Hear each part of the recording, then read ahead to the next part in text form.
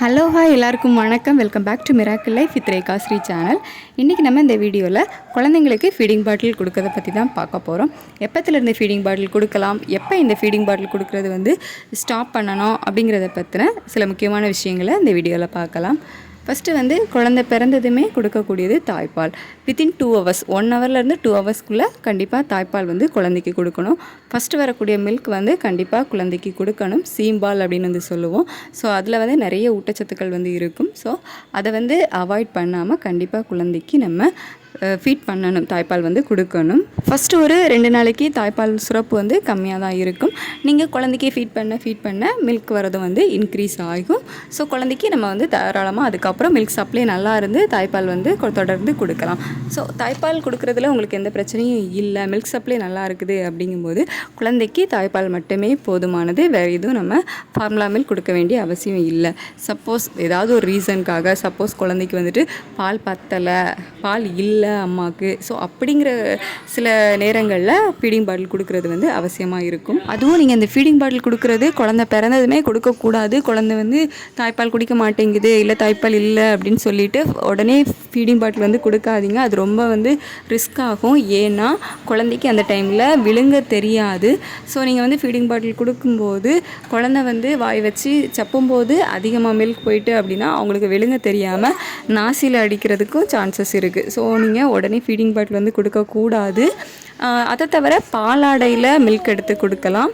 Milk means doctor suggest பண்ணுற formula milk ஆறு தாய்ப்பால் வருது அப்படிங்கும்போது தாய்ப்பால் கொடுக்கலாம்.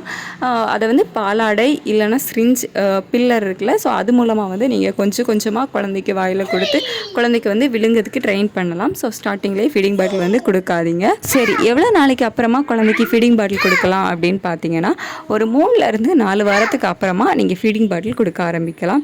ஸோ அது நீங்கள் இம்பார்ட்டண்ட்டாக அந்த நிப்பிலோட ஹோல் எப்படி இருக்குது, சின்னதாக இருக்குதா அப்படிங்கிறத பார்த்துக்கோங்க. குழந்தைக்கு கொடுக்கும்போது குழந்தை ஒழுங்காக அதை விழுங்குதா, நாசில் அடிக்குதா, இந்த மாதிரியெல்லாம் நீங்கள் கிட்டே வச்சு அதெல்லாம் ஒழுங்காக பார்த்துக்கோங்க. ஸோ 3லேருந்து 4 வாரத்துக்கு அப்புறம் நீங்கள் கொஞ்சம் கொஞ்சமாக ஃபீடிங் பாட்டில் கொடுக்குறத ட்ரெயின் பண்ணலாம் குழந்தைக்கு. சேம் டைம் நீங்கள் தாய்ப்பால் கொடுக்குறத ஸ்டாப் பண்ணிடக்கூடாது. கொஞ்சமாக தாய்ப்பால் வருது அப்படின்னு சொல்லிக்கிட்டு அதை ஸ்டாப் பண்ணிடாதீங்க. குழந்தை எவ்வளோக்கு எவ்வளவு சப்பி குடிக்க ஆரம்பிக்குதோ அந்தளவுக்கு தாய்ப்பால் இன்க்ரீஸ் ஆகிறதுக்கும் வாய்ப்பு இருக்குது. அதனால் ஃபீடிங் பாட்டில் கொடுக்குறதும் சரி, ஒருக்கா ஃபீடிங் பாட்டில் கொடுத்தீங்க அப்படின்னா இன்னொரு டைம் தாய்ப்பால் கண்டிப்பாக கொடுங்க. குழந்தையின் ஆரோக்கிய வளர்ச்சிக்கு தேவையான அனைத்து ஊட்டச்சத்துக்களும் பார்த்திங்கன்னா தாய்ப்பாலில் முழுமையாக கிடைக்கும். ஸோ எப்போவுமே தாய்ப்பாலை ஸ்கிப் பண்ணிடாதீங்க.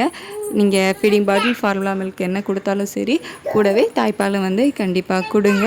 குழந்தைக்கு தேவையான இம்யூனிட்டிஸ் எல்லாமே அதில் முழுசாக கிடைக்கும். இந்த ஃபீடிங் பாட்டில் கொடுக்குறத எப்போவுமே செகண்ட் சாய்ஸாக மட்டுமே வச்சுக்கோங்க. ஃபீடிங் பாட்டில் கொடுக்குறத எப்போ ஸ்டாப் பண்ணணும் அப்படிங்கிறதையும் பார்த்துடலாம்.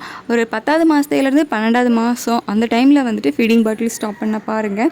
ரீசன் என்ன அப்படின்னா குழந்தைக்கு 6வது மாதத்துக்கு மேலேயே பல் வர ஆரம்பிச்சிடும்.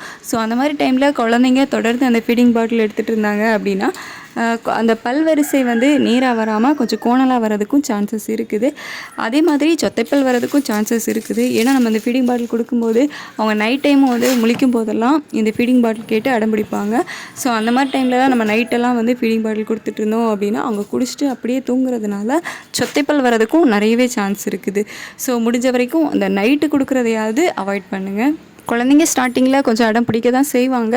ஸோ கொஞ்சம் பழக பழக சரியாயிடும். ஸோ அதுக்கு நைட்டு அவங்களோட வயிறு கொஞ்சம் ஃபுல்லாக இருக்கிற மாதிரி பார்த்துக்கோங்க. ஸோ அந்த மாதிரி அவங்க வயிறு நிறைஞ்சி சாப்பிட்டுட்டு தூங்குனாங்க அப்படின்னா நைட் டைம் ரொம்ப அழமாட்டாங்க. பகல் டைமில் ஸ்டாப் பண்ணுறதுக்கு இந்த ஃபீடிங் பாட்டிலுக்கு பதிலாக வேறு ஏதாவது நீங்கள் யூஸ் பண்ணலாம்.